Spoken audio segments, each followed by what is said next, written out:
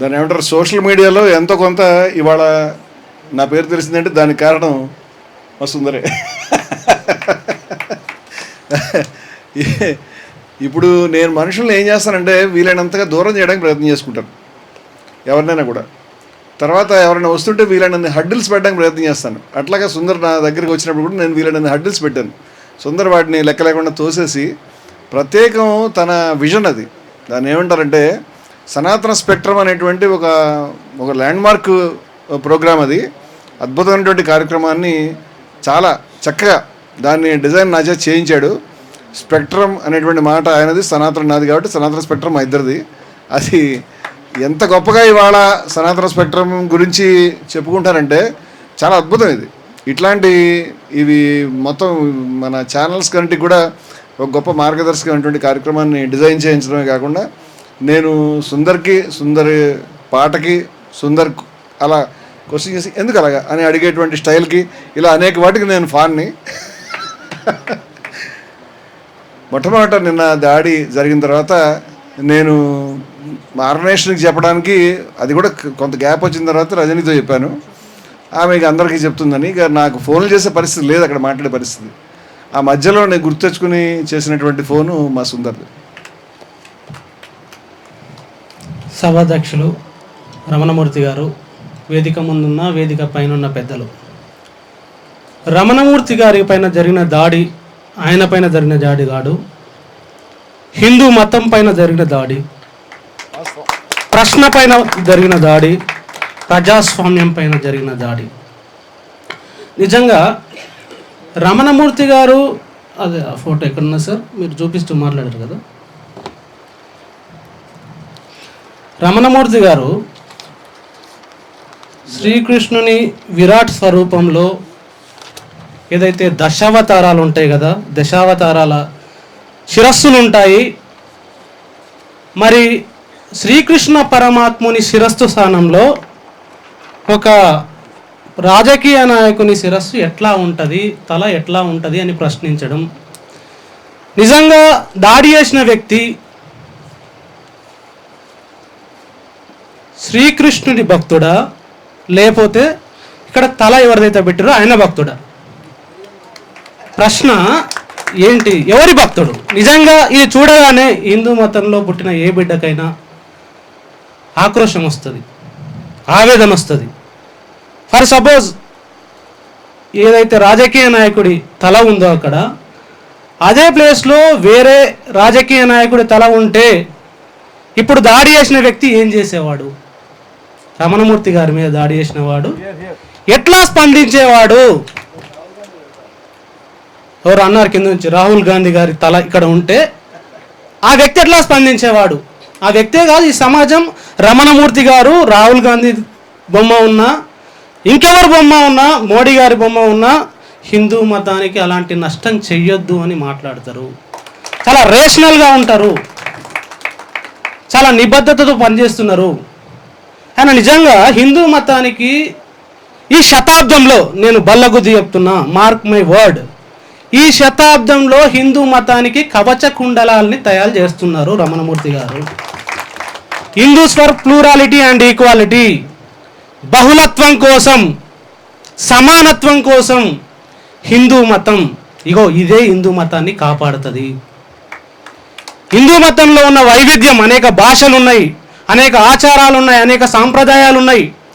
అన్ని సాంప్రదాయాలు, రంగురంగుల పువ్వుల లాంటి పూదోట హిందూ మతం. అది అట్లా ఉంటేనే అందంగా ఉంటుంది. ఇందులో సమానత్వం ఉండాలి. ఒక భాష మీద మరో భాష, ఒక కల్చర్ మీద మరో కల్చరు, ఒక కులం మీద మరో కులము దాడి చేయకూడదు, అందరూ సమానంగా ఉండాలని ఒక గొప్ప భావనని, ఇది ఈ సెంచరీలో గొప్ప భావన, దీన్ని నిలబెట్టుకున్నప్పుడు హిందూ మతం ముందుకు పోతుంది. అలాంటి గొప్ప భావనని ముందు తీసుకొచ్చారు.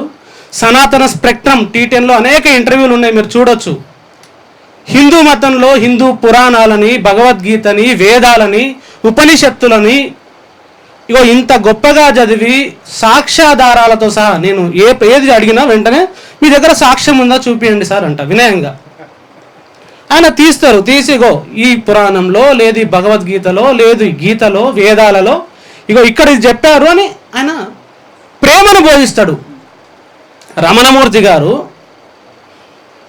ఒక ప్రేమ అమృతాన్ని మోసుకెళ్తున్నాడు. ఈ విద్వేషాన్ని భారతదేశం మొత్తం నూరిపోస్తుంటే అగో ఆ ప్రేమ అమృతంతో దాన్ని శుద్ధి చేసే ప్రయత్నం చేస్తున్నారు. హిందూ మతాన్ని ప్రేమ అమృతంతో కాపాడే ప్రయత్నం చేస్తున్నారు. అగో ఆయన చేస్తున్న తెలుగు రాష్ట్రాలనే కాదు, భారతదేశంలో ఎవరు ఇలాంటి ప్రయత్నం చేస్తున్నారేమో నాకున్న పరిమిత జ్ఞానంలో నాకు తెలియదు, కానీ రమణమూర్తి గారు అంత గొప్ప పని చేస్తున్నారు. నిజంగా రమణమూర్తి గారు చెప్పారు,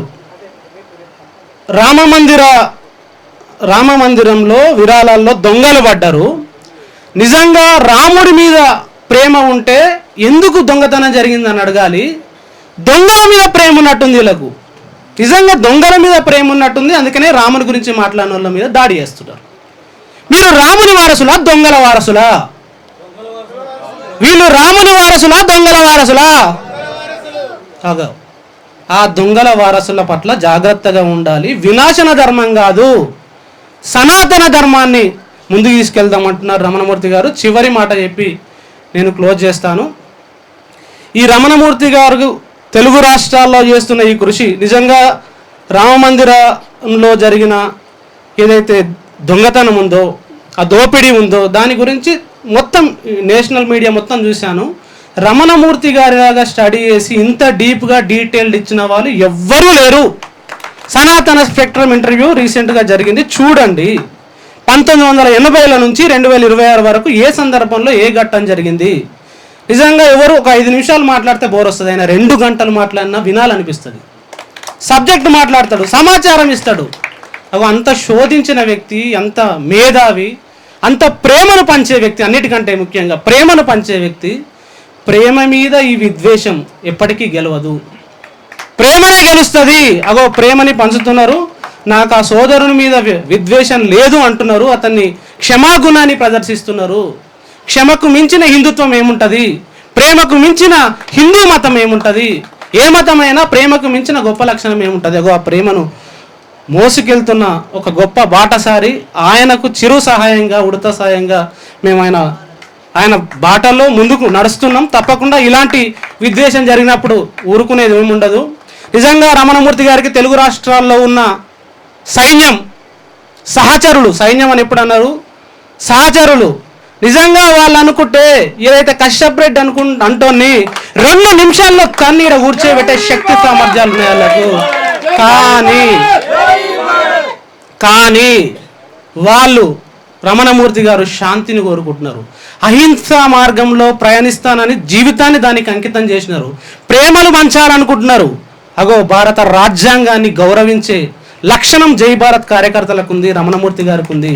కాబట్టి చట్ట ప్రకారం పోయి చట్టాన్ని ఆశ్రయించి అగో అలాంటి తప్పు మరెవరూ చేయకూడదు, అలాంటి తప్పు మరెవరూ చేయకూడదు అంటే చట్ట ప్రకారం శిక్షించాలి అని ఆ మార్గం వైపు అందరికీ ఒక కనువిప్పు. నిజంగా దాడి చేయగానే వెంటనే ఒక రిటాలియేషన్, ఒక కోపం వస్తుంది. అలాంటి కోపం కాకుండా ఒక సహనంగా ఒక ప్రేమను ఇంకా పంచుతున్నారు. ఎంత ప్రేమ ఉందో ఆయనలో.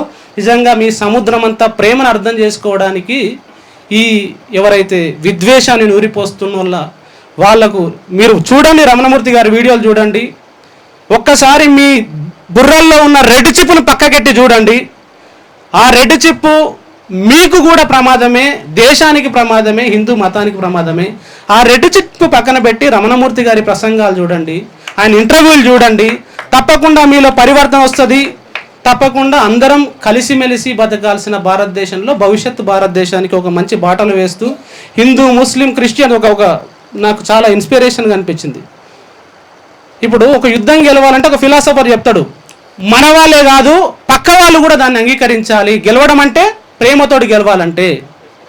నిజంగా గోవధను నిషేధించాలని ముస్లిం సోదరులు, క్రిస్టియన్ సోదరులు, దళిత సోదరులు, హిందూ సోదరులు అందరూ కలిసి అడగడం అంటే నిజంగా ఎంత ప్రేమను పంచి ఉంటే, ఎంత అంశాన్ని ఎట్లా చెప్పింటే ఎట్లా కన్విన్స్ చేయగలుగుతారు? ఒక సోదరుడు డైరెక్ట్గా వచ్చి కాషాయాన్ని ధరించి మాట్లాడడానికి ఎంత ప్రేమను, నిజంగా ప్రేమను నూరిపోసినప్పుడు కదా, అది కదా సనాతనము. అందరు గౌరవిస్తారు కదా. ఇన్ని రోజులు చాలా వాళ్ళకు ఇది అనేక వేదికలలో హిందూ మతంలోని ఒక నెగిటివ్ అంశాలను మాట్లాడుతున్న చాలా వాళ్ళు ఈ మధ్యకాలంలో ప్రేమ కానీ విద్వేషానికి వ్యతిరేకంగా ఎట్లాంటి పని చేస్తున్నారు అనే అంశాలు రమణమూర్తి గారి తర్వాత మాట్లాడుతున్నారు. కాబట్టి థ్యాంక్ యూ సార్. నిజంగా ఫ్యూచర్ జనరేషన్కి మీరు ఒక రోల్ మోడల్, మిమ్మల్ని కాపాడుకుంటాం మేము, తప్పకుండా మీ వెంటుంటాం. కాబట్టి రమణమూర్తి గారు లాంటి వాళ్ళు ఒక అరుదైన వ్యక్తిత్వం, ఆయన జ్ఞానం కూడా అరుదైనది. ఆయనని కాపాడుకుందాం. డీజీపీ గారు వెంటనే రమణమూర్తి గారికి రక్షణ కల్పించాలి. ప్రతి ఒక్కరు డీజీపీ గారు వెంటనే రమణమూర్తి గారికి వెంటనే. జై భారత్, జై భారత్.